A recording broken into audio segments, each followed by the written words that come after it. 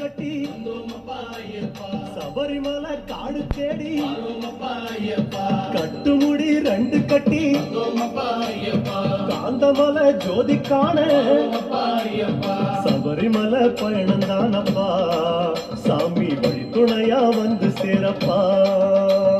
சபரிமலை பயணம் தானப்பா சாமி வழி துணையா வந்து சேரப்பா.